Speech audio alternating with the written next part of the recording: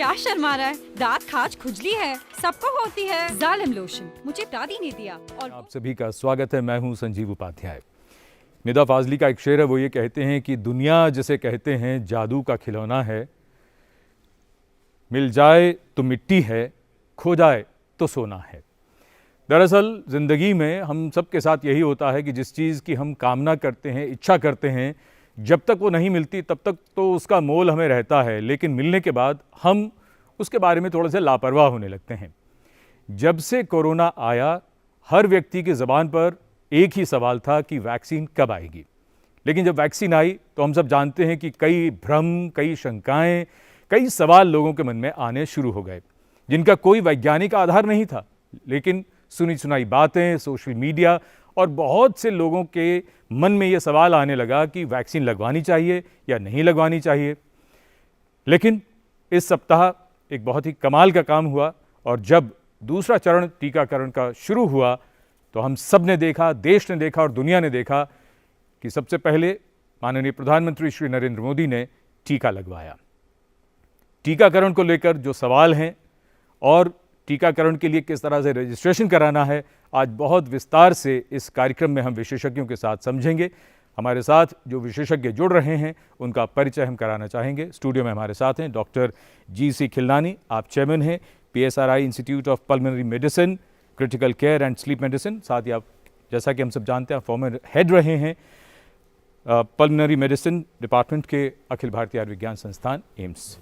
हमारे साथ हैं डॉक्टर सुजीत कुमार सिंह, आप NCDC यानी national centre for disease control के डायरेक्टर, बहुत स्वागत है आपका। हमारे साथ मुंबई से जुड़ रहे हैं डॉक्टर संजय मेहंदले, आप डायरेक्टर रिसर्च हैं हिंदुजा हॉस्पिटल मुंबई के। साथ ही जैसा कि हम सब जानते हैं, आप ICMR, NIV और नारी के साथ जुड़े रहे हैं, बहुत स्वागत डॉक्टर संजय मेहंदले जी आपका। और हमारे साथ पुडुचेरी से जुड़ रहे हैं जिपमर के director doctor Rakesh Agrawal. Doctor Rakesh Agrawal, आपका भी बहुत स्वागत। और चर्चा की शुरुआत डॉक्टर जी.सी. खिलनानी आपसे। जैसा कि हम सब जानते हैं कि प्रधानमंत्री ने दूसरे चरण में सबसे पहले टीका लगवाकर जो संदेश दिया है, उसका किस तरह का असर अब हम टीकाकरण पर और लोगों पर देख रहे हैं? संजीव, ऐसे है कि ये तो बहुत बड़ा ऐतिहासिक कदम है कि प्रधानमंत्री जी ने खुद सबसे पहले टीका लगाया। जैसे ही 60 साल से ज़्यादा लोगों का जो हुआ, इससे सारी भ्रांतियाँ एकदम शांत हो गई। कहा जाता था कि भाई कोवैक्सीन की ट्रायल पूरी नहीं हुई है, इमरजेंसी ऑथराइजेशन दे दिया गया है, उसकी सेफ्टी को लेकर और सोशल मीडिया पे बहुत सारी भ्रांतियाँ थी, एफिकेसी को लेकर जो बहुत सारी भ्रांतियाँ थी, उस सब को एक रेस्ट मिल गया कि भाई जब first person of the country, that is the honourable prime minister, उन्होंने आगे आके टीका लगाया तो फिर आगे क्या। लेकिन इसके साथ साथ एक और भी बात हुई जी, जो कोवैक्सीन, जो भारत बायोटेक की बनी हुई जो इंडिजिनस वैक्सीन है, और जो हमारी हिंदुस्तानियों की एक धारणा होती है कि जो चीज़ विदेश से आती है वो ज़्यादा अच्छी होती है, जो देश में बनती है वो शायद इन्फीरियर होती है। नंबर एक बात जी। दूसरी बात ये कहते थे कि उसकी ट्रायल के रिजल्ट्स कहाँ हैं, तो साथ ही साथ कॉन्कॉमिटेंटली फेज़ 3 ट्रायल की जो रिपोर्ट आई है, जो पब्लिक कर दी गई है, उसमें ये पता चला कि 98 ईयर्स तक की, 98 साल तक के वृद्ध को भी ये टीका लगा। 4500 लोग जो थे वो 60 साल से ऊपर थे और हज़ारों की तादाद में जो कोमॉर्बिडिटीज़ वाले थे उनको भी टीका लगा। और साथ में ये पता चला कि 80% एफिकेसी जो है ना इस कोवैक्सीन की भी है, जो कि कंपेरेबल है जो ऑक्सफोर्ड या एस्ट्राजेनेका की वैक्सीन। लेकिन ये एक बात है। लेकिन दूसरा जो वैक्सीन के बारे में होता है कि एफिकेसी कैसे असेस करते हैं कि भाई जिनको प्लेसिबो, जिनको वैक्सीन नहीं लगी, उनको कितने लोगों को बीमारी हुई, और जिनको वैक्सीन लगी उनको कितने लोगों को बीमारी हुई, उससे 80% का आंकड़ा आता है। लेकिन सबसे बड़ी बात जो मेरे जहन में आती है कि जिनको वैक्सीन लगती है उनको अगर 20% में आते हैं और उनको अगर बीमारी होती है तो वो बीमारी माइल्ड होती है। ये सिर्फ हिंदुस्तान से ही नहीं, सारी दुनिया का जो वैक्सीन का आंकड़ा ये कहता है कि जिनको वैक्सीन लगी है उनको अगर बीमारी भी हुई तो माइल्ड हुई, डेथ नहीं होती। जबकि जो प्लेसिबो ग्रुप में आते हैं उनको अगर बीमारी होती है तो वो सीवियर बीमारी, आईसीयू वाली बीमारी और मौत वाली बीमारी हो सकती है। तो इसलिए 80% पे ना जाएं, ये जाएं कि वैक्सीन हमें न सिर्फ इन्फेक्शन से प्रोटेक्शन देता है बल्कि सीवियरिटी ऑफ इन्फेक्शन से भी प्रोटेक्शन देता है। ये दोनों चीज़ को मिला लें तो हमारे एक यही तरीका है जिससे हम इस पेंडेमिक को रोक सकते हैं। वैक्सीनेशन कितना ज़रूरी है और उसका क्या लाभ है, उस पर तो विस्तार से हम चर्चा करेंगे। डॉक्टर सुजीत सिंह, जो बात अभी सबसे पहले हम चाहते हैं कि ज़रा लोगों तक ये बात भी पहुँचे कि किस तरह से प्रधानमंत्री ने जिसकी शुरुआत की उसके बाद जो उच्च पदों पर जो आसीन हैं, राष्ट्रपति जी, उपराष्ट्रपति और केंद्रीय मंत्री और बाकी तमाम लोग, वो बढ़ चढ़कर उन्होंने टीकाकरण में जिस तरह से हिस्सा लिया है, अगर हम इसको अब अगर ज़मीन पर, धरातल पर देखें तो हम क्या फ़र्क देख रहे हैं अब?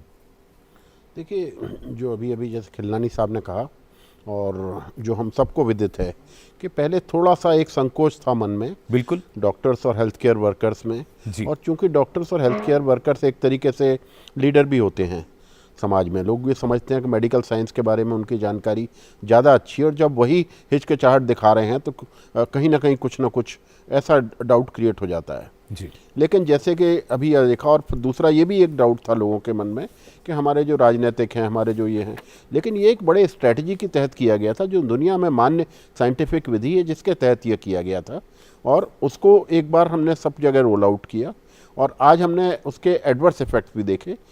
लेकिन जो आप बात कहना चाहते हैं कि हमारा एक नज़रिया होता है समाज में आम पब्लिक की दृष्टि से, तो हमारे जो लीडर्स होते हैं वो एक तरीके से हमारे आदर्श भी होते हैं। तो जो आदर्श हमारे लिए स्थापित किए जाते हैं और जो आदर्श अगर जिनको हम मान के चल रहे हैं, इन लोगों को हमने इलेक्ट किया, इतने हमारे बहुतायत हैं और यही आगे बढ़ के हमको इस बात का विश्वास दिलवा रहे हैं कि भाई देखिए तो इसने एकदम से पूरा सीन चेंज किया। आज आप देखिए, लोग मेरे पास फ़ोन आते हैं कि हमको पोर्टल में ये नहीं मिल रहा, स्लॉट नहीं मिल रहा, पिछले 5 स्लॉट हमारे, मैं कैलाश हॉस्पिटल में कर रहा था, नहीं मिल पाया। तो मतलब एकदम से एक समाज में एक उत्साह का वातावरण सा आ गया क्योंकि हमारे लीडर्स ने आगे बढ़ के इसको वो किया, भ्रांतियों को दूर किया। और दूसरा साइंटिफिक डाटा जैसे कि खिलनानी साहब ने बताया, वो एक हमारे लिए कंफर्ट लेवल है। लेकिन मैं ये कहूँगा कि ये हम लोगों को आगे बढ़ के सब चीज़ को अपने उसमें उतारना चाहिए क्योंकि एक वैक्सीन हमारे पास में एक बहुत बड़ा हथियार है आज की तारीख में, जिस स्थिति से हम गुजर रहे हैं। जी, प्रधानमंत्री, उपराष्ट्रपति, राष्ट्रपति जी, इन सब के वैक्सीन लगवाने के बाद डॉक्टर संजय मेहंदले, क्या फ़र्क और किस तरह का उत्साह हम देख रहे हैं, ख़ासतौर पर जो लोग अब अपने आप को रजिस्टर कर रहे हैं? इन जनरल ये रजिस्ट्रेशन का प्रोसेस बहुत ही एंथुजियास्टिक बन रहा है। अभी हम मुंबई में हम लोगों ने देखा, जिस दिन ये पोर्टल खुल गया तो बहुत टाइम तक वो एप्लीकेशन काम भी नहीं कर पाया। इतने सारे लोग उसमें जाके रजिस्ट्रेशन करने की कोशिश कर रहे थे, उसमें जाके अपॉइंटमेंट्स लेने की कोशिश कर रहे थे, उन्हें बड़ी तकलीफ महसूस हो रही थी। शायद इतना अनप्रेसिडेंटेड रिस्पांस एक्सपेक्टेड ही नहीं था। तो ये रोल मॉडल्स ने भी डेफिनेटली कुछ ना कुछ काम किया, ये तो सर्टन है। लेकिन और भी कोई बातें इसके साथ साफ हो गई, जो जैसे खिलनानी साहब ने पहले ही बताया। एक आपने भी थोड़ा जिक्र किया वैक्सीन के हेजिटेशन के बारे में, vaccine hesitancy, lack of confidence के बारे में, उसका भी पिक्चर थोड़ा थोड़ा क्लियर होता गया। जैसे वो रिपोर्ट छप गई जिसके बारे में इंटरिम रिपोर्ट आ गई फेज़ 3 ट्रायल्स की, फेज़ 3 ट्रायल्स का रिपोर्ट नहीं है, इसके बारे में बहुत ज़्यादा लोगों में बातचीत चल रही थी। और आजकल कम्युनिकेशन एक ऐसा हथियार बन गया है, पर्टिकुलरली किसके पास भी कोई भी इंफॉर्मेशन चला आता है तो बिना पूछताछ किए कि क्या कितना परसेंटेज वो सही है, कितना गलत हो सकता है, ये कोई देखता नहीं, उसे फॉरवर्ड करने का काम ज़रूर कर देता है। इससे बहुत सारा मिसबिलीफ्स हो रहे थे इसके बारे में, लोगों में बहुत सारे इसके बारे में जानकारी अच्छे से नहीं पहुंच पा रही थी। लेकिन ये सब जो रिपोर्ट पब्लिश किया गया, जो आईसीएमआर की तरफ से प्रेस रिलीज हुआ, उसके बारे में बड़े ही रीअश्योरेंस करने वाली उसमें लोगों को जानकारी मिल गई। और इन सब का एक टोटल इफेक्ट ये बन गया कि रजिस्ट्रेशन प्रोसेस में बहुत सारी आसानी है, ये लोगों के भी दिमाग में, और हम लोगों ने रजिस्ट्रेशन करना चाहिए, ये लोगों को समझ में आया। क्योंकि ये बात साफ हो गई कि हम यहाँ बम्बई में हम लोगों ने और भी एक चीज़ देखी कि बहुत सारे लोग जो सेंटर्स पे जा पहुँचे, उनमें से कई लोग जिन्होंने रजिस्ट्रेशन किया नहीं था, उनको ये बताया गया कि देखो आपने रजिस्ट्रेशन किया होता तो हम आपको ले सकते थे, क्योंकि हमारी भी कुछ ऐसी ऑब्लिगेशंस हैं, जो लोगों ने पहले रजिस्ट्रेशन किया हुआ है उनको हमें पहला लेना पड़ेगा। तो ये मैसेज भी लोगों के पास पहुंचना शुरू हो गया कि हाँ, जब हम रजिस्ट्रेशन करके केंद्र पर पहुंचेंगे तो शायद हमें वैक्सीन लेने में भी थोड़ा सा आसानी होगी। तो धीरे धीरे ये जो प्रोसेस है ना, वो स्मूदन आउट होता चला है। Then word by mouth also, जैसे इतने सारे लोगों ने टीका लिया हुआ है, लोगों को पता चल रहा है कि इसके बारे में, साइड इफेक्ट्स के बारे में जितना हम लोग बहुत डर रहे थे इसके बारे में, वैसी चीज़ है नहीं। दोनों वैक्सीन जो लोग ले रहे हैं वो दोनों वैक्सीन बड़े ही सेफ वैक्सीन हैं। उसमें से होने वाली जो साइड इफेक्ट्स हैं, एडवर्स इफेक्ट्स हैं, वो किसी भी वैक्सीन को लेने के साथ जी। आ सकते हैं। तो ये जब पता लोगों को चलना शुरू हुआ, हम लोगों को क्या है ना, हम लोगों को एडल्ट वैक्सीनेशन की आदत नहीं है, हम लोग चाइल्डहुड वैक्सीनेशन ही जानते ठीक हैं। बात। तो ये जब धीरे धीरे साफ होने लगा तो picture is really becoming better. जी डॉक्टर राकेश अग्रवाल, यही बात कि एक हफ्ता हुआ है दूसरे चरण का टीकाकरण शुरू हुए, एक हफ्ता अब कंप्लीट हो रहा है, तो क्या परिवर्तन आ गया पहले चरण के बाद? अब जो दूसरा चरण और उसका सिर्फ पहला हफ्ता, लोग अक्सर ये कहते थे कि दूसरों को लग जाएगी उसके बाद चलिए हम देखेंगे कि क्या असर होगा या क्या साइड इफ़ेक्ट अगर होता है तो क्या होता है, लेकिन अब लोग खुद कह रहे हैं कि हम कैसे रजिस्टर करें, हम कैसे टीका लगवाएं। तो पहले फेज में हम केवल कुछ लोगों को टारगेट कर रहे थे। हमारे देश की पॉपुलेशन है 130 करोड़ और हम केवल 1.5-2 करोड़ लोग हेल्थ केयर वर्कर हैं, उनको टारगेट कर रहे थे। उसके बाद दूसरे लोग, अभी हम तकरीबन 20 करोड़ लोगों को टारगेट कर रहे हैं। तो एक तो उस वजह से लोग जो पहुंचने की कोशिश कर रहे हैं वो बढ़ गए हैं। दूसरा, धीरे धीरे, क्योंकि पहले ही जब ये शुरू हुआ तो तकरीबन 1.25 करोड़ या 1.5 करोड़ लोगों को वैक्सीन लग चुका था, तो धीरे धीरे लोगों का विश्वास बढ़ता जा रहा है। इन सब चीजों में यही है, जब पहली बार चीज शुरू होती है तो लोग थोड़ा डरे होते हैं, धीरे होते हैं, लेकिन जैसे जैसे मोमेंटम बढ़ता जाता है, गति बढ़ती जाती है और लोग आगे आते जाते हैं और वो पूरा स्पीड से पूरा एक वो बन जाता है। तो वही हो रहा है, अभी स्पीड बढ़ गई है, ज्यादा लोग वैक्सीन लगवाने को आगे आ रहे हैं और लोगों के मन में अब डर कम है। और दूसरी बात यह है कि अब जो लोग आ रहे हैं वो एल्डरली लोग हैं, जिनका बीमारी होने का रिस्क सबसे ज्यादा था, और उन लोगों का रिस्क कम होगा तो हमारे हॉस्पिटल्स को और हमारी जो उसका वैक्सीन का फायदा है वो रियली उन लोगों को पहुंच रहा है जिनको की रिस्क बहुत ज्यादा था, तो फायदा और ज्यादा हो। जी बिल्कुल, और ये जो सोच बदल रही है इसकी वजह से अब लोग बढ़ चढ़कर अपने आप को रजिस्टर कराना चाहते हैं। कार्यक्रम के दौरान हम आपको एक पूरा पैकेज भी दिखाएंगे इस बारे में कि आप किस प्रकार से अपने आप को रजिस्टर कर सकते हैं, लेकिन फ़िलहाल एक नंबर नोट करिए, नंबर हमारे कार्यक्रम का जिसमें आप फ़ोन करेंगे और विशेषज्ञों से आप प्रश्न पूछ सकते हैं। वो नंबर आपके टीवी स्क्रीन पर, हमारे स्टूडियो का जो नंबर है 23097532 यहाँ का नंबर, और दिल्ली का STD कोड हम सब जानते हैं 011-2309-7532। इस नंबर पर फ़ोन करें और प्रश्न पूछ सकते हैं हमारे इन विशेषज्ञों से। डॉक्टर खिलनानी, वैक्सीन को लेकर जो एक बात, बहुत लोग इस तरह की बात भी करते हैं कि भाई मैं वैक्सीन अगर लगवा लूँगा तो क्या फिर मुझे ये तमाम चीज़ें नहीं करनी पड़ेंगी, मास्क लगाना और डिस्टेंसिंग, क्या मेरी ज़िंदगी वापस हो जाएगी? तो अक्सर जो रिसर्च और जितना भी हम देखते हैं तो उसमें जवाब ये होता है कि अभी तो आपको इन तमाम चीज़ों का पालन करना पड़ेगा। तो फिर लोगों का प्रश्न होता है कि अगर यही सब करते रहना है तो फिर वैक्सीन का लाभ क्या होगा? बहुत अच्छा सब प्रश्न पूछा है आपने। देखिए, ऐसा है, जब वैक्सीन लगती है तो 14 से 20 दिन के अंदर पहले डोज लगने के बाद मिनिमम प्रोटेक्शन मिल जाता है। ये इंटरनेशनल डेटा है। लेकिन जो ऑप्टिमम प्रोटेक्शन आता है वो 42 दिन के बाद आता है। मतलब सेकंड डोज लगने के 2 हफ्ते बाद जो एंटीबॉडी प्रोडक्शन है और सेल मीडिएटेड इम्यूनिटी है वो इतनी बन जाती है कि आपको प्रोटेक्ट कर सके। आज तक कोई भी वैक्सीन जो है ना 100% एफिकेशियस नहीं आती है। 2 चीज़ें होती हैं, एक होती है एफिकेसी जो कि ट्रायल मोड में होती है। इवन जो आप फाइजर या मॉडर्ना वैक्सीन की बात करें जी, उसकी एफिकेसी होती है 94 to 95%। ये जो कोवैक्सीन जो जिसका डेटा है उसकी एफिकेसी है 80%। कोविशील्ड जो ऑक्सफोर्ड एस्ट्रा की वैक्सीन है उसकी एफिकेसी है 60 to 90%। तो अभी भी 10 से 20% ऐसा है कि उसकी एफिकेसी नहीं होगी। लेकिन इसका मतलब ये नहीं है कि आप अपने आप को ये सोचें कि 10 से 20% में ही आप रहेंगे। चांसेस ये है कि आप जो है 90% या 80% में रहेंगे।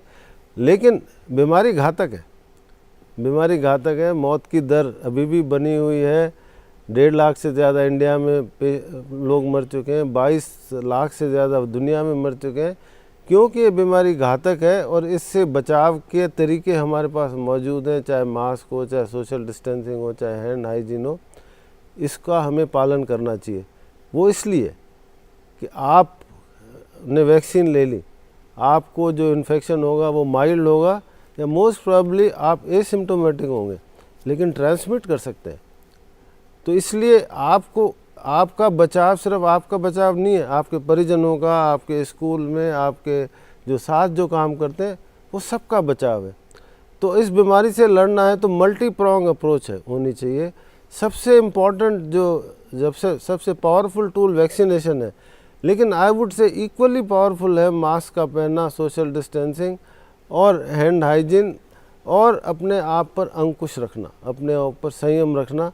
मेरे ख्याल से 2021 तक, जब तक जैसे पोलियो एरेडिकेट हो गया, स्मॉल पॉक्स एरेडिकेट हो गया, जब तक कोरोना एरेडिकेट नहीं हो जाता, तब तक हमें इस अनुशासन का पालन करना चाहिए। एक और बात पर आप सबकी टिप्पणी लेंगे, क्योंकि लैंसेट में ये बात भी आई थी कि दुनिया भर की अगर 70% आबादी अगर वैक्सीनेट होगी तब इस बीमारी से छुटकारा मिलेगा। उस पर हम बात करेंगे। उससे पहले मोहित हैं दिल्ली से, जान लेते हैं। मोहित जी, आप क्या पूछना चाहते हैं हमारे विशेषज्ञों से? नमस्कार जी, मैं पूछना चाहता हूं, मैं एक बीपी का पेशेंट हूं जी, और 68 इयर्स मेरी उम्र है जी। मोहित जी, बीपी की दवाई के साथ इकोस्प्रिन जो खून पतला करने की दवाई है वो लेता हूं, जी, और अभी इंजेक्शन लगवाना है, मेरे को 13 तारीख की डेट ली है। तो उसको दवाई लेता रहूं या बंद करनी है? कितने दिन पहले बंद करनी है? डॉक्टर खिलनानी, आप बताएं। हाँ, देखिए, आप ब्लड थिनर्स लेते हैं, आप ही नहीं लेते, एक बहुत बड़ा तबका है, परसेंटेजेस कुछ भी कहें, जो जिनको ब्लड प्रेशर होता है, डायबिटीज़ होती है, हार्ट डिजीज़ होती है, या वैसे ही प्रिवेंशन के लिए ब्लड थिनर, एस्पिरिन और क्लोपिड्रोग्रिल और कई दवाइयाँ होती हैं, वो सब लोग लेते हैं।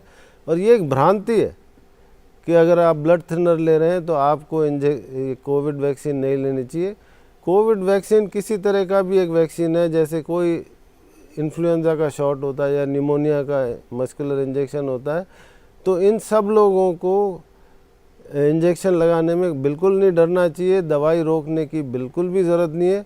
सिर्फ जिनको बहुत एक कॉम्प्लिकेटेड बीमारी होती है, हीमोफीलिया, जिसमें कि blood clotting mechanism congenitally derange होता है, वो लोग होते हैं, उनको स्पेशल केयर करनी चाहिए। उनको बताना चाहिए डॉक्टर को पहले कि हमें ये बीमारी है।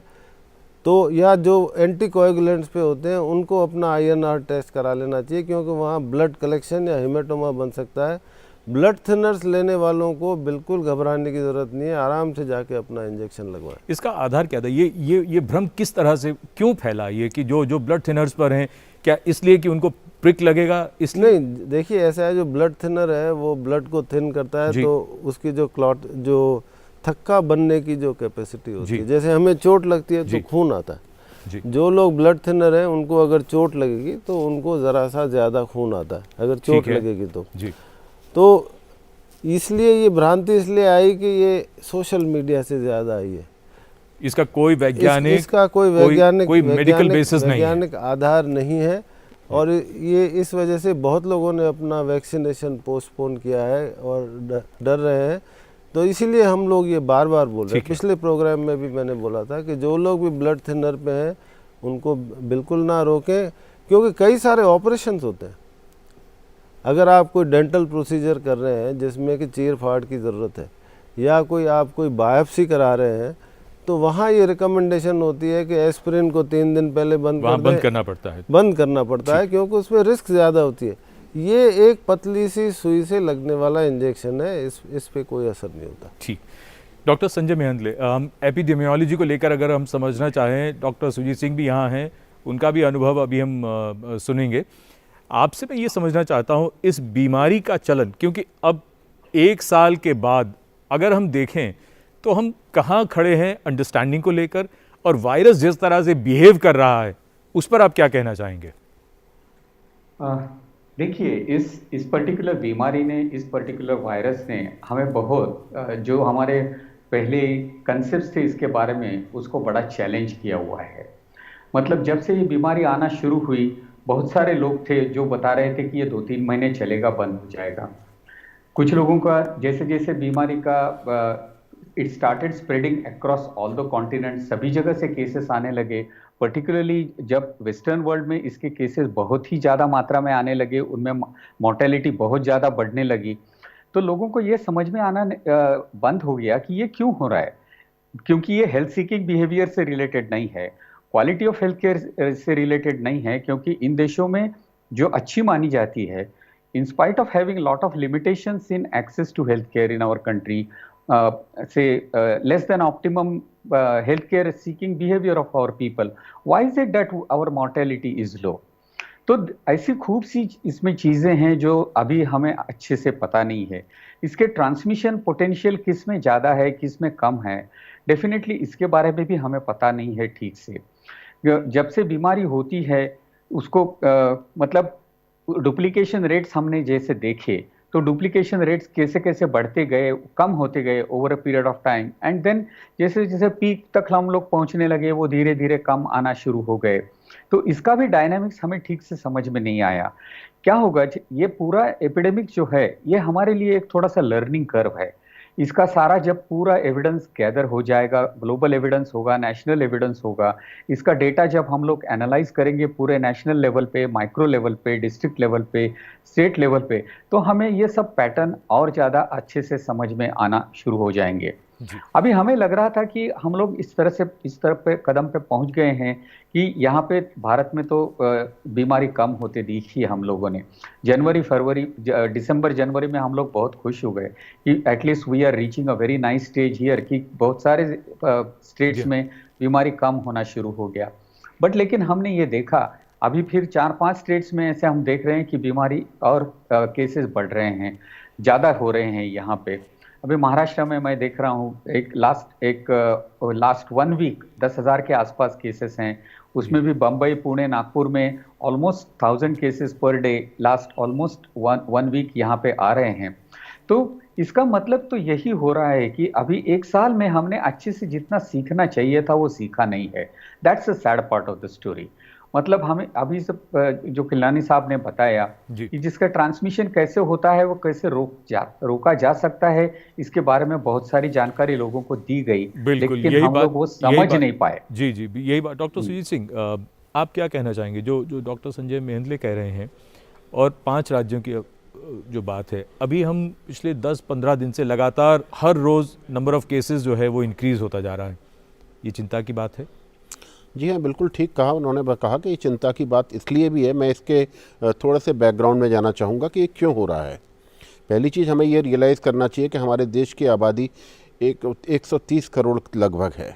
तो अगर हम ये भी मान लें किसी भी सीरो सर्वे के आंकड़े से कि 50% लोग एक्सपोज हो गए हैं, तो भी 50% 70 करोड़ बचे हैं अभी, it's a very big pool.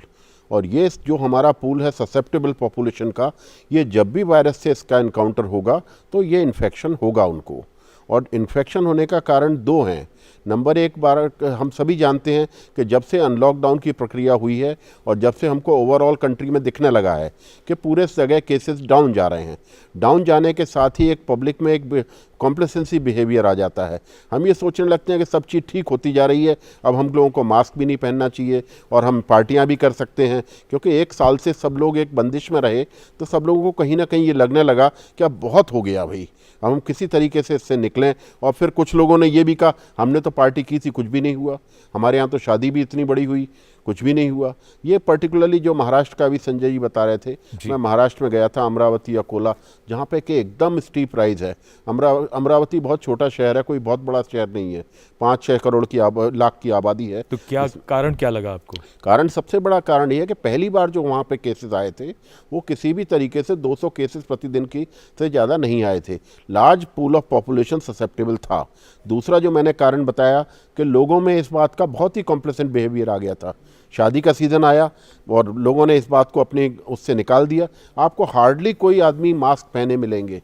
मैंने पूरे उसमें ही ऑब्जर्व किया और ये हमने वहाँ पे इसकी चर्चा भी की विस्तार से। ये बड़ी महत्वपूर्ण बात कही, सॉरी मैंने आपको रोका बीच में जी। लेकिन बहुत से लोग और ख़ास तौर पर छोटे शहरों में या गांव की तरफ जब भी बात हो रही है तो लोग यही कह रहे हैं कि लोग वहाँ मास्क नहीं लगाते अक्सर, खास तौर पर अगर कोई फंक्शन होता तब तो वो कहते हैं इसमें तो फोटो भी अच्छी नहीं आएगी। जी हाँ जी, नहीं, ये दो बातें बिल्कुल सही हैं। देखिए, जितने बड़े शहर हैं उनमें ससेप्टेबल पूल उतना ज़्यादा है, नंबर एक बात। अब जो है बड़े शहरों से लेके मिडिल क्लास शहर में ये एक और चेंजिंग पैटर्न है जो हमको सब जगह मिल रहा है कि जो हमारे मेट्रोज थे जो पहले ज़्यादा इन्फेक्ट हुए, अब हमारे मिडिल क्लास शहर ज़्यादा इफेक्टेड हैं। यही पंजाब में पैटर्न है, यही आपको दूसरी जगह भी मिल रहा है। तो ये एक हमको चैलेंजिंग सिनेरियो दे रहा है जिससे कि हमें सावधान रहने की बहुत आवश्यकता है। और अगर हम इस समय सावधानी नहीं बरतेंगे तो अगर आज हम केसेस का पैटर्न देखें, पिछले साल जो अप्रैल में चल रहा था, जो छोटे छोटे हमको पॉकेट्स के अर्ली राइजिंग ट्रेंड मिल रहे थे, जो हमको 8 या 9 स्टेट्स में अभी जो अर्ली राइजिंग ट्रेंड मिल रहे हैं,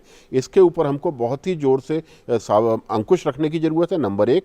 नंबर दो, पुराने हमको क्लस्टर कंटेनमेंट, कॉन्टैक्ट ट्रेसिंग, हमारे संपर्क में जो भी लोग आए हैं उनको हमको चिन्हित करके और टेस्टिंग के लिए प्रेरित करना है, जिससे कि वो टेस्टिंग के द्वारा जल्दी से अपनी स्थिति को आइडेंटिफाई कर पाएँ कि हम इन्फेक्टिव स्टेज में हैं कि हम नहीं हैं इन्फेक्टिव में।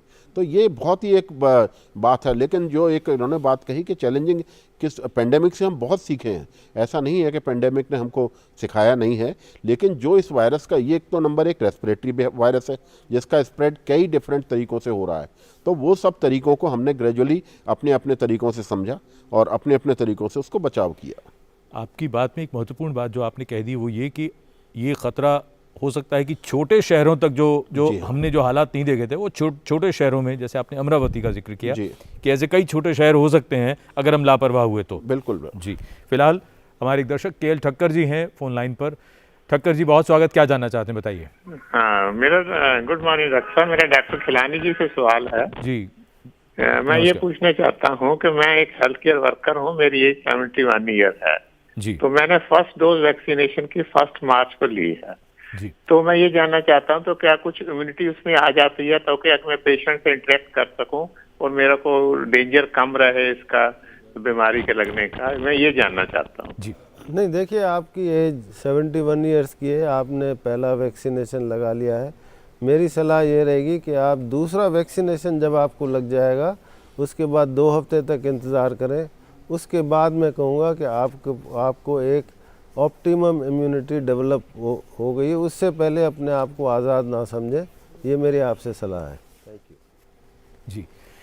और सबसे जो महत्वपूर्ण बात एक और जो चर्चा में आ रही थी वो इस बात को लेकर है कि हम इसके लिए अपने आप को किस तरह से तैयार करें और प्रक्रिया क्या होती है। तो अगर हम आपको दिखाना चाहें, जैसा कि हम हर हफ्ते आपको दिखाते हैं कि अस्पतालों में किस तरह से वहाँ टीकाकरण केंद्र बनाए गए हैं, क्या उसकी प्रक्रिया होती है और किस प्रकार वहाँ पर जो डॉक्टर्स हैं और हेल्थ वर्कर्स हैं किस तरह से वो टीका लगवाते हैं, इस बार मौलाना आज़ाद मेडिकल कॉलेज में।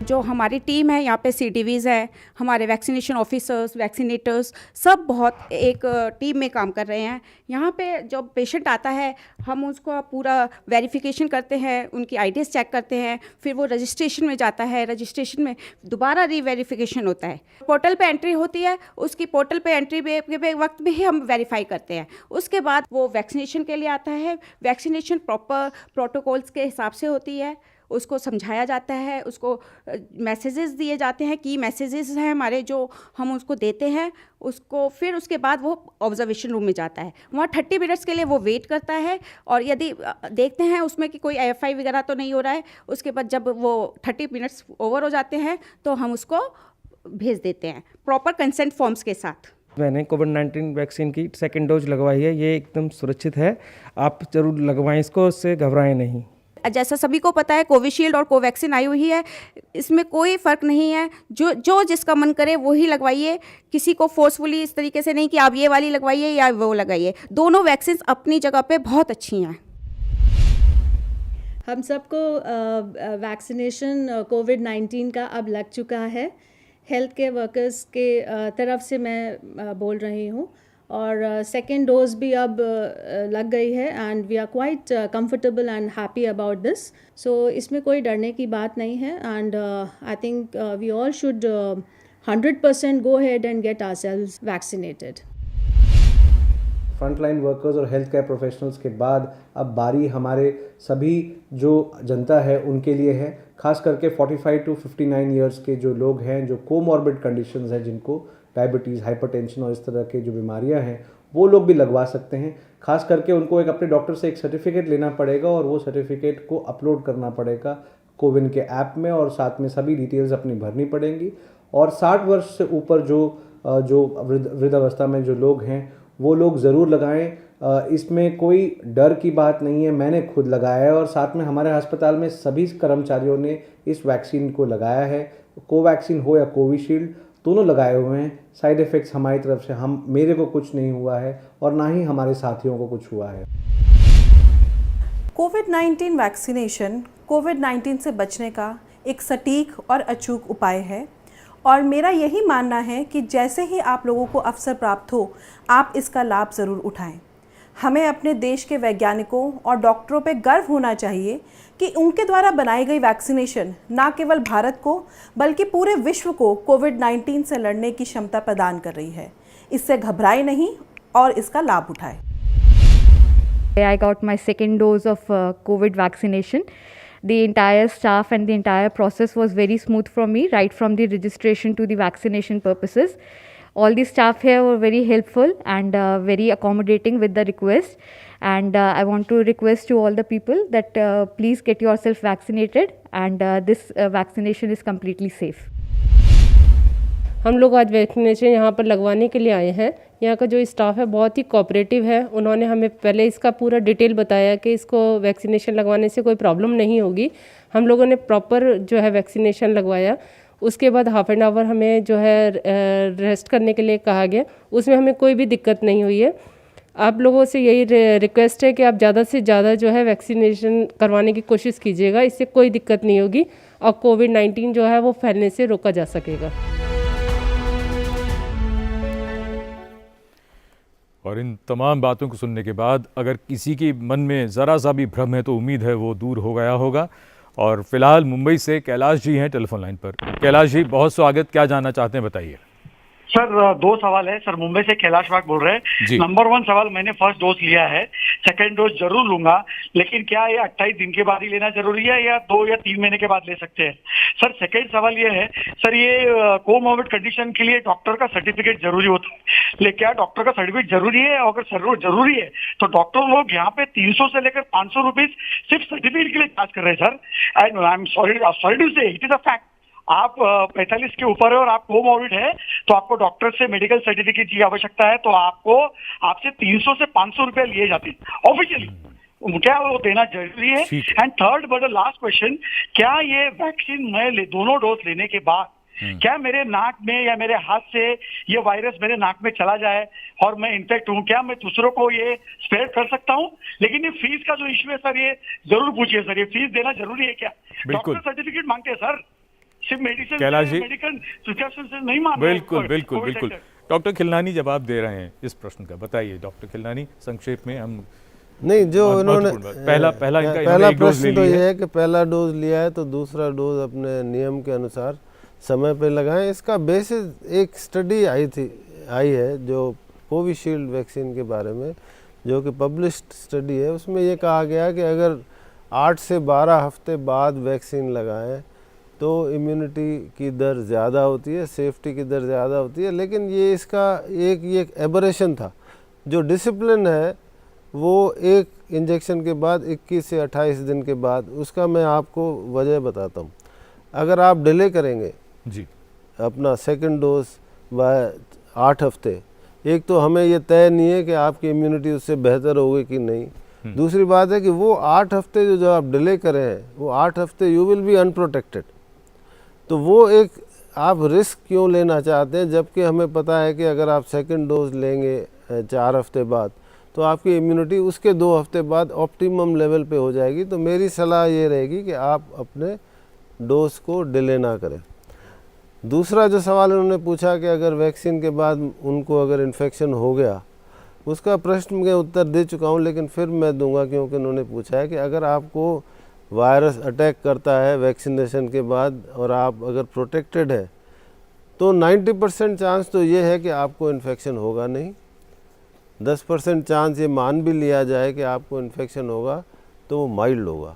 माइल्ड का मतलब होगा कि यूजुअली जो होता है वो एसिम्प्टोमेटिक हो गया। ये सारी फाइज़र वैक्सीन जो भी ट्रायल्स हुई हैं उसमें ये तय हो गया है और इजराइल से भी ये डेटा आया है कि वो इन्फेक्शन एसिम्प्टोमेटिक होता है या माइल्डली सिम्प्टोमेटिक होता है, लेकिन पोटेंशियल ट्रांसमिशन का रहता है। तो इसीलिए हम कहते हैं कि आप वैक्सीन लगाएं, आपकी जान बचती है, उससे जान का ख़तरा बचता है, लेकिन आप there is a small potential कि आप उसको ट्रांसमिट कर सकते हैं। तो कोविड अप्रोप्रिएट बिहेवियर को आपको कंटिन्यू रखना है। तीसरा सवाल जो उन्होंने पूछा है, मैं शायद सक्षम नहीं हूँ उसका उत्तर देने के लिए कि वो फ़ीस ले रहे हैं, वो उनका ज़मीर है। मैं इसके बारे में, मेरे ख्याल से मेरी आपके माध्यम से सब डॉक्टरों को ये अपील है कि ये एक आंदोलन है, ये एक आह्वान है, तो हमें आगे आना चाहिए कि सबको आप जो आपके मरीज़ हैं अगर आप उचित समझते हैं तो उनको मुफ्त में सर्टिफिकेट देना चाहिए। ये मैं सिर्फ अपील कर सकता हूँ। डॉक्टर सुजीत सिंह, आप कुछ कहना चाहेंगे? क्योंकि सरकारी जो सेवाओं में क्योंकि एक सर्टिफिकेट तो चाहिए जिसको कोमॉर्बिड कंडीशन है, और उन्होंने सवाल उठाया है तो मुझे लगता है उत्तर भी उन तक पहुंचना चाहिए। नहीं, आपने देखिए इसमें दो चीज़ें हैं जी। पहली चीज़, अगर आप कोमॉर्बिडिटी से ग्रसित हैं तो आपने कभी ना कभी डॉक्टर को जरूर जिस डॉक्टर से इलाज करा रहे हैं आप उससे सर्टिफिकेट आप ये कहना चाहेंगे? बिल्कुल सीधी सी बात है कैलाश जी। उम्मीद है ये जवाब आपको संतुष्ट करेगा, और आप जैसे तमाम जो और लोग हैं उनके भी मन में अगर ये प्रश्न आ रहा होगा तो जिस डॉक्टर से आप इलाज करा रहे हैं उससे सर्टिफिकेट ले लीजिए, कोई दिक्कत होनी नहीं चाहिए। फिर भी अगर हो तो इस कार्यक्रम में दोबारा फ़ोन करिए। फिलहाल संतोष लाल जी हैं टेलीफोन लाइन पर गुरुग्राम से। संतोष जी, सवाल पूछ सकते हैं आप जी। हाँ, नमस्कार डॉक्टर साहब। मेरी एज 73 के आसपास है जी, और मुझे बाकी ये शुगर वगैरह का तकलीफ है, लेकिन और कोई तकलीफ नहीं है। लेकिन मुझे कोई भी फॉर्मेंटेड चीज मैं खाती हूँ उससे मुझे तकलीफ हो जाती है, जैसे दही हो, चीज हो, तो with in half an hour मुझे 25-30 छींकें आ जाती हैं। एलर्जी है, तो क्या मेरे लिए ये कोई दिक्कत वाली तो बात नहीं है? वैक्सीन लगवाना? हाँ जी। अच्छा, हाँ बिल्कुल, ये बहुत अच्छा सवाल आपने पूछा है। देखिए मैडम, 40% लोगों को, एडल्ट्स को एलर्जिक राइनाइटिस होती है, 5 से 10% लोगों को एस्थमा होता है, और एलर्जी तो बहुत एक कॉमन तकलीफ़ है। तो इन आपको बिल्कुल भी घबराने की ज़रूरत नहीं है। लेकिन जिन लोगों को कभी किसी वैक्सीन से एनाफाइलेक्सिस हो चुका है, एनाफाइलेक्सिस क्या होता है? एक जानलेवा इमरजेंसी होती है जिसमें आदमी बेहोश हो जाता है, ब्लड प्रेशर कम हो जाता है, इंजेक्शन्स की ज़रूरत पड़ती है, ऑक्सीजन की ज़रूरत पड़ती है। अगर ऐसा एक्सीडेंट या हादसा आप किसी के साथ पहले हो चुका है, उसके लिए ज़रूरी है कि वो वैक्सीन सेंटर पे ये बताएं कि मुझे ये हो चुका है फ़लानी वैक्सीन से, तो उनको सिर्फ बचाव करना है। एस्थमा के मरीज़, ज़ुकाम के मरीज़ या स्किन एलर्जी के मरीज़, एक्जिमा के मरीज़, उनको बिल्कुल घबराने की ज़रूरत नहीं है, उनको वैक्सीन लेना चाहिए जी। डॉक्टर राकेश अग्रवाल, हम आपके पास आना चाहेंगे, आपसे ये समझना चाहेंगे कि अब जैसे वैक्सीनेशन का अब दूसरा चरण चल रहा है, दूसरी तरफ हमें वो तमाम बातें भी माननी है, अपनानी है जो कि हमने पिछले 1 साल से जिनका पालन किया है।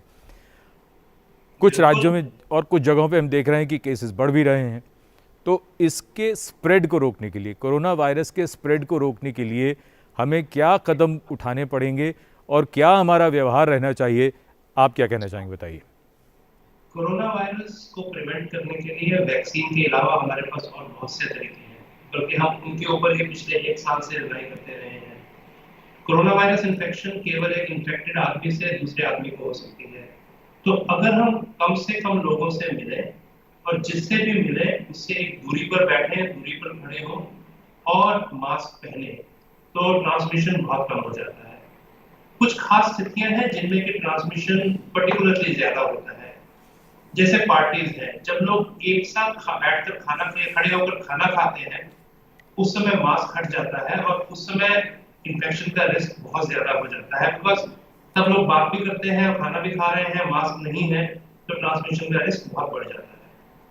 दूसरी चीज, अगर हमको कहीं जाना भी है तो किसी शॉप पे भी जाना है, दुकान में सामान खरीदने, तो हम ऐसी दुकान पर जाएं जहाँ ज्यादा भीड़ नहीं हो, इसकी बजाय कि हम एक बड़ी दुकान में जाएं जहाँ पर कि 50 लोग हैं, उस समय पर जाएं जहाँ पर कि भीड़ नहीं होगी। ऐसा छोटा छोटा चेंज अपने दिनचर्या में हम कर ऐसा कोशिश कर सकते हैं कि हमारे को कम से कम लोगों से कांटेक्ट हो, कम से कम लोगों से कि हम कांटेक्ट में आए ताकि ट्रांसमिशन कम हो जाए। और उसके अलावा जैसा हम मास्क पहनना बहुत जरूरी है, लगातार मास्क पहने, मास्क हटाने की मोस्टली जरूरत नहीं है। अभी तो मैं एक कमरे में अकेला बैठा हूँ तो इसलिए मास्क नहीं है, पर अदरवाइज जैसा हम लोगों का है, हमारे दफ्तर में अब 1 साल से अगर कोई साथ में दफ्तर में आए भी तो हम उनको चाय तक ऑफर नहीं करते हैं ताकि मास्क नहीं उतारना पड़े जी। तो इस तरह से अपने जीवन में कुछ चेंजेस हमको लाने पड़ेंगे और उनको भी मेंटेन करना पड़ेगा। जी, डॉक्टर संजय मेहंदले जी, ये बताइए, अब चर्चा में जैसे ये बात बार बार कही गई कि ये एयरबॉर्न इन्फेक्शन है, तो एयरबॉर्न से बचने के लिए जहाँ तक बात आती है तो मास्क की उपयोगिता, और मास्क लोग जैसा कि बहुत जगहों से लोग बताते हैं कि मास्क लगाने में लापरवाही करते हैं और अक्सर तो नाक के नीचे कर ही लेते हैं। तो आप क्या कहना चाहेंगे मास्क की उपयोगिता, और अगर वैक्सीनेशन, जैसा कि अभी डॉक्टर राकेश अग्रवाल कह रहे थे, वैक्सीनेशन से ही हमने इसको हटाना है और कोरोना से लड़ाई जीतनी है, तो ये लड़ाई तो हमारी लंबी है, ये लोगों को समझना होगा। हाँ बिल्कुल, क्योंकि वैक्सीनेशन एक तरफ से चलता रहेगा, लेकिन इससे इसके साथ कोई कॉम्प्लेसेंसी तो नहीं आनी चाहिए। वो ये तो रूल आउट नहीं करेगा कि हम सब लोगों ने पूरे प्रिकॉशन लेना छोड़ देना चाहिए। वो मास्क कैसे पहना जाए इसके बारे में भी बहुत सारे लोग जितनी उसमें प्रिकॉशंस लेनी चाहिए वो लेते नहीं हैं। वो मास्क आपने देखा होगा बहुत सारी केसेस में जहां हम लोग पिक्चर्स देखते हैं, न्यूज़ क्लिप्स देखते हैं, टेलीविज़न पे जिनके इंटरव्यूज़ होते हैं उनको भी हम लोग देखते हैं, तो जैसे कि आपने कहा मास्क नाक के नीचे पहना हुआ होता है। कई लोगों को ऐसे लगता है कि कम्युनिकेट करने के लिए मास्क नीचे खींच के ही बात करनी चाहिए। अभी देखो, आपकी तरफ देखो, आप इतनी देर से हमारे साथ बात कर रहे हैं, आपने एक बार भी मास्क नीचे नहीं किया हुआ है, फिर भी हम आपको बहुत अच्छे से सुन पा रहे हैं। लेकिन बहुत सारे लोगों के दिमाग में ये भी चलता है कि जब तक हम मास्क नीचे ना करें तो हमारी बात शायद लोगों के समझ में ना आए, तो ये ठीक नहीं है। तो मास्क के अंदर की साइड, बाहर की साइड, जो कलर्ड साइड है वो बाहर की तरफ आनी चाहिए। उसका जो नोज ब्रिज बना हुआ है वो अच्छे से प्रेस कर देना चाहिए, क्योंकि उसके यहाँ से जो हमारे जब हम सांस लेते हैं वो बाहर निकल ना जाए। वो बांधना अच्छी तरह से चाहिए, ना कि ऐसे उसको टांगना चाहिए। It should be tied properly, so and from both ends, from the top end as well as from the lower end. And जहाँ भी कभी हम लोग कहीं भी ऐसे जगह पे चले जाएं कि बहुत सारे लोग हैं, तो पर्टिकुलरली इसका केयर लेना बहुत ज़रूरी है। तो जैसे कि आपने कहा, और अभी डॉक्टर खिलनानी ने भी कहा, डॉक्टर अग्रवाल ने भी कहा कि वैक्सीन के कारण अभी हमें अननेसेसरी कॉम्प्लेसेंसी नहीं, उसमें मोड में नहीं जाना चाहिए। मास्क पहनना बहुत ज़रूरी है, सोशल डिस्टेंसिंग बहुत ज़रूरी है, बिना काम के इधर उधर जाना, लोगों को मिलना, पार्टी करना, ये कोई काम की चीज़ नहीं है। फ्रिक्वेंटली हाथ धोना बहुत ज़रूरी है। So all these measures taken together are going to help us get rid of this particular problem. कोई भी एक तरीके से, एक उपाय से ये प्रॉब्लम हमसे जाने वाला नहीं है। सभी उपायों का सभी लोगों ने एक साथ उस पर प्रयत्न करने चाहिए हम लोगों को। जी डॉक्टर खिलनानी, अब मुश्किल इस बात को लेकर है, एक तरफ लोग ये कहते हैं कि बाज़ार भी खुल गए हैं, सिनेमा हॉल भी खुल गए हैं, स्कूल्स भी खुल रहे हैं, फिर ये भी कहा जाता है कि नज़दीक न जाएं, तो ये तो संभव नहीं होगा, लोग काम भी करेंगे, फिर मास्क भी लोग उतार ही लेते हैं, खाना साथ खाते हैं दफ्तरों में या स्कूल्स में, बच्चे हों या बाज़ार में जाएंगे तो रेस्टोरेंट में भी जाएंगे, तो इन तमाम चीज़ों में तालमेल कैसे बिठाएंगे? कहीं लगेगा व्यक्ति को मैं ये करूं लेकिन ये तो ऐसा है, बताइए। देखिए, मुश्किल सवाल पूछा है आपने। इकोनॉमी चलनी है, स्कूल चलने हैं, बच्चों की डेवलपमेंट कॉम्प्रोमाइज़ हो रही है, आपस में जब इंटरेक्शन नहीं होगा तो बच्चों की डेवलपमेंट कैसे होगी? ऐसे बच्चे हैं जो 1 साल से 2 साल तक हो गए, उन्होंने दूसरे बच्चों के साथ खेलना नहीं सीखा, इंटरेक्शन करना नहीं सीखा, तो ये सब है। लेकिन ये बच्चों की बात, लेकिन जो हम बड़े हैं, जो एडल्ट्स हैं उनको समझदार होना चाहिए। दूसरी बात ये है कि जो हम सीखे हैं पिछले 10 महीने में या 12 महीने में, फोमाइट्स हैं, उसका ट्रांसमिशन से रिलेशन, शुरू में हम लोग बहुत घबराए हुए थे कि इसको ना छुओ, उसको ना छुओ, और कॉपर पे 4 घंटे तक वायरस रुकता है, कार्डबोर्ड पे 1 दिन रुकता है, ग्लास पे 3 दिन रुकता है, कपड़ों पे 1 दिन रुकता है। लेकिन समय के साथ हमने जाना कि जो ड्रॉपलेट ट्रांसमिशन है और एयरबॉर्न ट्रांसमिशन है वो सबसे इम्पॉर्टेंट है। जो फोमाइट ट्रांसमिशन है it is much less important. और ये जैसे डॉक्टर सुरजीत ने बोला कि शादियों में मुझे व्यक्तिगत ज्ञान है कि 12 लोगों ने मिलकर डिनर किया, 12 ही लोग पॉजिटिव हो गए क्योंकि एक एसिम्प्टोमेटिक पॉजिटिव था। जब आप क्लोज चैम्बर में बैठ के टेबल पे खाना खाते हैं और साथ में बात करते हैं, बात करते समय जो वायरस, जो ड्रॉपलेट निकलते हैं वो दूर तक जाते हैं और वो फैलते हैं। तो इसलिए मैं आपके माध्यम से ये बोलना चाहता हूँ कि सबसे इम्पोर्टेंट इन सब में से मास्क है। जैसे कि डॉक्टर महेंद्र ने बताया, मास्क को प्रॉपरली पहनना, किसी भी सूरत में उसको नहीं उतारना। अगर आपको खाना है तो अकेले बैठ के खाना है। ठीक है। Air condition environment is a dangerous environment, उसमें नहीं बैठना। अब जैसे मौसम आजकल अच्छा है दिल्ली में, अगर खिड़कियां खोल सकते हैं तो खिड़कियां खोल के बैठेंगे तो ट्रांसमिशन कम होगा। ये सब छोटी छोटी बातों का अगर ध्यान रखेंगे तो ट्रांसमिशन मिनिमाइज कर सकते हैं। ठीक है। समय को देखते हुए एक तो हमें हमारे एक दर्शक हैं नंदिनी भोपाल से, उनका हमें फ़ोन लेना है। साथ ही साथ आप सभी जो हमारे विशेषज्ञ हैं उनसे मैं बस ये कहना चाहूँगा कि विचार हम लोगों के सामने ये ज़रूर रखें कि हमें तमाम प्रोटोकॉल का पालन भी करना है लेकिन काम भी करना है, तो इसमें बैलेंस कैसे होगा, आपके विचार हम सुनेंगे। उससे पहले नंदिनी जी बहुत स्वागत, क्या जानना चाहती हैं, जल्दी से प्रश्न पूछ लीजिए। हाँ जी सर, मैं भोपाल से बोल रही हूँ जी, और मेरी एज 52 ईयर्स है जी, और मैं मल्टीपल ऑटोइम्यून डिसीजेज से ग्रस्त हूँ, जैसे SLE है, थायराइड है, रूमेटॉइड आर्थराइटिस है और स्टेरॉइड चल रहा है मेरा करीब 12-13 साल से। जी, बताइए। बचपन में मुझे पेनिसिलिन से रिएक्शन हुआ था खतरनाक। अच्छा, तो क्या मैं ले सकती हूँ vaccination? Doctor खिलन।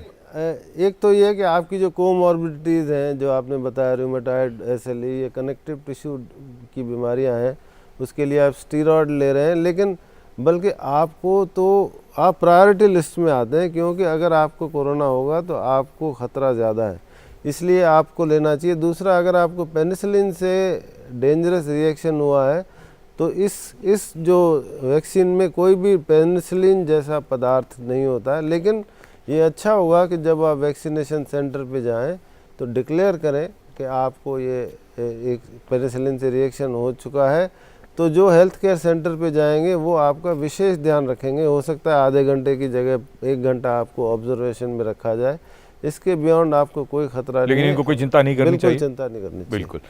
Doctor Rakesh Agarwal, आपसे हम शुरू करते हैं और ये समझना चाहेंगे कि तमाम चीज़ें जबकि खुली हुई हैं, हम सब जगह जा सकते हैं, बाज़ार में खाना खा सकते हैं, सिनेमा देख सकते हैं, ऐसे में और साथ साथ वैक्सीनेशन भी चल रहा है, तो हम अपनी जीवनचर्या, अपना जीवन किस तरह से जिएं कि जिसमें हम सुरक्षित भी रहें और हमारे आसपास के लोग भी सुरक्षित रहें?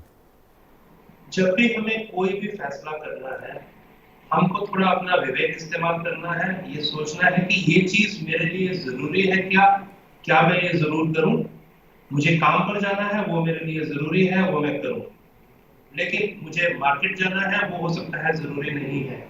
क्या मैं 4 बार बाजार जाकर एक चीज खरीद कर लाने के बजाय क्या मैं एक ही ट्रिप में चारों कर सकता हूँ? क्या मैं ऑफिस जाते जाते रास्ते में वो काम कर सकता हूँ? क्या मैं कम भीड़ वाली जगह पर जाकर वही काम कर सकता हूँ इसकी निस्बत कि मैं ऐसी जगह जाऊँ जहाँ ज्यादा भीड़ होगी? तो हर छोटी छोटी चीज में थोड़ा सा सोचें तो हम अपना कॉन्टैक्ट रेट बहुत कम कर सकते हैं। दूसरा, मास्क, नाक के ब्रिज से लेके चिन के नीचे तक और टाइट, गीला होने का मास्क का कोई फायदा नहीं। ठीक है, ठीक है। डॉक्टर संजय मेहंदले, जो बात डॉक्टर राकेश अग्रवाल ने कही उसी बात को आगे बढ़ाते हुए उसमें एक बात और हम जोड़ना चाहेंगे, वो ये, 1 वर्ष हो गया लगभग, कई लोग ऐसे हैं जो अपने दोस्तों के घर नहीं गए, रिश्तेदारों के यहाँ नहीं गए, शादियों में नहीं गए और कई दुख में शामिल नहीं हो पाए अपनों के, उनके लिए आप क्या कहेंगे? बड़ा मुश्किल है। नहीं, सही, बड़ा ही मुश्किल है। We have faced similar situations also in our families, जिसमें कई बेरियमेंट हुए हैं, हम भी नहीं मिल नहीं पाए ऐसे हमारे रिश्तेदारों को भी। तो अभी एक बात हम लोग, जैसे आपने भी कुछ समय पहले कहा, ये हमने तो थोड़ा रियलाइजेशन अभी हम लोगों को आना चाहिए कि बस अपने को बहुत ज़्यादा डर के बैठने से हमारी भी फैमिली अफेक्ट होने वाली है, हम खुद अफेक्ट होने वाले हैं, मेंटल स्ट्रेस बढ़ने वाला है। लेकिन इसका ये मतलब नहीं कि हम खुल जाएं एक तरह से, पूरी तरह से, और पूरा कॉम्प्लेसेंट बन जाए, पूरे सब प्रिकॉशंस लेना छोड़ दे। तो प्रिकॉशंस लेना चाहिए, continue to take precautions is an important thing which I would like to say. Get yourself vaccinated as early as possible. That's the second important message I would like to give. हमारे घर में जो कोई elderly लोग हैं, उन सभी को वैक्सीनेट करना, उनके बारे में पर्टिकुलरली केयरफुल रहना, ये मेरे लिए और इम्पॉर्टेंट चीज़ लगती है। और जैसे कि किलानी साहब बार बार कह रहे हैं, वैक्सीनेशन लेने से भी ये भी हो सकता है कि आप पूरा after the vaccination stage complacent ना हुए बिना ये सोचना चाहिए कि क्या ऐसे कभी लक्षण उभर आए कि जिसके कारण कोरोना के चांसेस हो, तो आपको अपनी खुद जांच कर लेनी चाहिए, क्योंकि आपके कारण दूसरों को खतरा डेफिनेटली हो सकता है। तो ये सब चीज़ें मैं कहना चाहूँगा। Thank you. Doctor Sujit Singh, आप क्या कहना चाहेंगे, ख़ास तौर पर जो इस वक्त तस्वीर हमारे सामने उभर रही है कि कुछ जगहों पर मामले बढ़ भी रहे हैं? मैं सिर्फ दो बातें कहूँगा। पहली चीज़ ये कि जो कोविड अप्रोप्रिएट बिहेवियर का सभी ने जिक्र किया, इसने हमको 1 साल से हम देखेंगे तो हमको काफ़ी सुरक्षित महसूस कराया और हुए भी हम सुरक्षित। तो ये एक प्रूवन वैक्सीन तरीका है जिससे कि हम इस बीमारी से बचते आए हैं और आगे भी बच सकते हैं। तो जिससे 100% बचाव हमारे लिए मौजूद है, तो हमको इसको फॉलो करना चाहिए, इसमें कॉम्प्लेसेंसी नहीं बरतना चाहिए। नंबर 2 बात जो ये हमको बिहेवियर दे रहा है, दूसरी चीज़ है वैक्सीनेशन। वैक्सीन के लिए खुद लें और दूसरों को प्रेरित करें, लेकिन साथ ही ये समझना आवश्यक है कि वैक्सीनेशन की लिमिटेशन क्या है, और उसके बाद भी हमारा जो खतरे का अंदेशा है जो हमारा और हमारे समाज का, उस वैक्सीनेशन के द्वारा भी उसके बाद भी हम ट्रांसमिसिबिलिटी कर सकते हैं, नंबर 1। नंबर 2, ससेप्टेबल पूल ज़्यादा है, इन्फेक्टेड वातावरण जैसे ही बढ़ेगा केसेस बढ़ सकते हैं। तो हमको ये ध्यान में रखना है कि जो हम जिस चीज़ को इतने 1 साल तक अपनी सब चीज़ों से कॉम्प्रोमाइज़ करके फॉलो कर रहे हैं, 6-7 महीने और करें तो शायद हम लोग इस बीमारी से निजात पा पाएँ। जी डॉक्टर खिलानी, धैर्य की अभी भी बहुत ज़रूरत है, क्या कहना चाहेंगे? मैं एक तो पहले ये कहना चाहूँगा कि जिन लोगों को कोरोना हो चुका है वो बहुत बड़ा नंबर है इंडिया में, 1 करोड़ से भी ज़्यादा। अगर उनको 6 हफ्ते हो चुके हैं बीमारी को, तो उनको वैक्सीनेशन लेना चाहिए। एक तो ये बात। दूसरी बात है, एक कुछ एक्टिविटीज़ आवश्यक होती हैं, कुछ अनावश्यक होती हैं। जी बिल्कुल। मेरे लिए अस्पताल जाना आवश्यक है तो मैं जाता हूँ, 2 मास्क पहनता हूँ, शील्ड पहनता हूँ, क्योंकि मेरा धर्म है, वो मेरा काम है। तीसरी बात ये है कि जो चांसेस ऑफ इन्फेक्शन होते हैं वो ड्यूरेशन ऑफ एक्सपोजर से रिलेटेड है। आप अगर दुकान में जाके 3 मिनट के अंदर अपना काम ख़त्म करके आ जाते हैं तो चांसेस बहुत कम है कि आप इन्फेक्शन पकड़ेंगे, इवन अगर वहाँ कोई इन्फेक्टेड लोग हैं। लेकिन अगर आप 1 घंटा लॉइटरिंग करते हैं उस दुकान में, और अगर कोई एसिम्प्टोमेटिक और सिम्प्टोमेटिक आदमी वहाँ वायरस को फैला रहा है, तो आपको होने के चांसेस बहुत ज़्यादा हैं। कहने का तात्पर्य ये है कि ज़रूरी काम करने हैं। Duration of exposure is extremely important, ये हमने साइंटिफिक फैक्ट से सोचा है। और तीसरी बात यह है कि जहाँ भी एयर कंडीशन एनवायरनमेंट है, आप सतर्क रहें। ठीक। और इस चीज़ से बचें कि 4 लोग मिलके बैठ के चाय पिएं, अभी वो समय नहीं आया। बहुत धन्यवाद doctor Khilnani, doctor Sujit Singh, doctor Sanjay Mehendale, doctor Rakesh Agarwal, आप सभी का। चर्चा में आपने बड़ी महत्वपूर्ण बातें सामने रखी। चलते चलते बाकी सिद्दीकी के शेर के साथ हम बात को ख़त्म करना चाहेंगे। वो ये कहते हैं कि तुम ज़माने की राह से आए, वरना सीधा था रास्ता दिल का। अपने दिल की सुनिए। अपने दिल से जो आवाज़ आती है वो यही कि खुद को सुरक्षित रखें, अपनों को सुरक्षित रखें, अपने आसपास सबको सुरक्षित रखें। व्यवहार हमारा कोरोना के बिल्कुल अनुरूप होना चाहिए। कोरोना अप्रोप्रिएट बिहेवियर अभी अपनाना है, धैर्य रखना है और टीकाकरण में बढ़ चढ़कर हिस्सा लेना है। बहुत धन्यवाद। नमस्कार।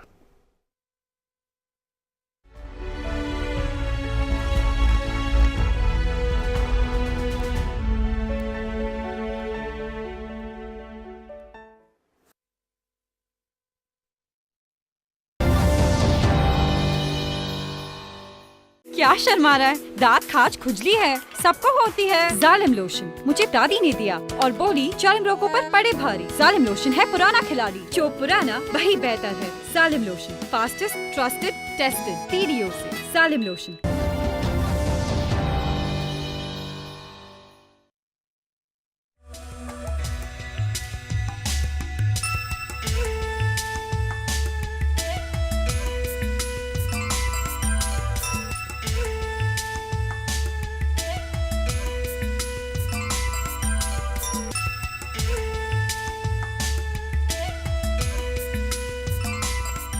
रविवार को हमारे साथ स्टूडियो में होंगे विशेषज्ञ जो बात करेंगे महिलाओं के स्वास्थ्य के बारे में और बताएंगे कि महिलाओं के लिए बेहतर स्वास्थ्य कैसे सुनिश्चित किया जा सकता है। इस विषय से जुड़े सवाल आप पूछ सकते हैं हमारे टोल फ्री नंबर 1800111234 पर। साथ ही आप अपने प्रश्न कार्यक्रम के दौरान ईमेल कर सकते हैं ddnewstotalhealth@gmail.com पर। तो देखिए रविवार 7 मार्च सुबह 8:30 बजे टोटल हेल्थ सिर्फ DD न्यूज पर।